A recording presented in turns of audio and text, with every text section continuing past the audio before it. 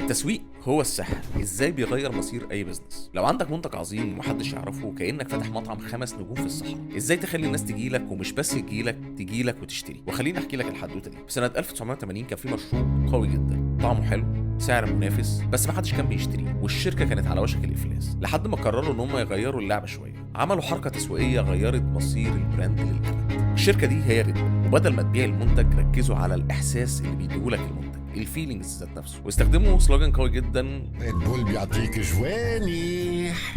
واستخدموا حركه تسويق صايعه شويه. بداوا يروحوا للتينيجرز عن طريق ان هم يبقوا راعي رسمي لسباقات الرالي، سباقات الموتوسيكلات، الحاجات اللي فيها ادفنتشرز وخطر اللي بيروح لها الشباب، علشان يقولوا لهم ريد بول بيعطيك جوانح. وكمان بداوا يشوفوا اتجاه الشباب فين ويكونوا الراعي الرسمي للحاجات دي، زي مثلا ساوند كلاش، زي مثلا ريد بول صالونات. المهم ان هم يروحوا للشباب. ده اللي خلى ان ريد بول تبيع باكتر من 11 مليار دولار في السنه. التسويق مش رفاهيه، التسويق هو اللي بيخلي يا البيزنس يعيش يا البيزنس يموت. الناس مش بتشتري المنتج، الناس بتشتري الاحساس اللي بيدولها المنتج. الماركتينج هو اللي بيخلق للمنتج قيمه. الناس بتروح تشتري الايفون علشان الايمج بتاع ايفون، مش علشان الفيتشرز اللي بتاخدها من ورا الموبايل. اللي بيعرف يسوق بيعرف يبيع اي حاجه، والاشهر بيبيع اكتر من الاشطر. وده اللي بيقوله لنا سيس جودن في كتابه This is Marketing، ان التسويق مش اعلان، التسويق انك تخلي الناس يشوفوا منتجك هو الحل الوحيد لمشكلته. اكتب لي في الكومنتس البيزنس بتاعك ايه، وانا اقول لك طرق تسوق بيها المنتج بتاعك.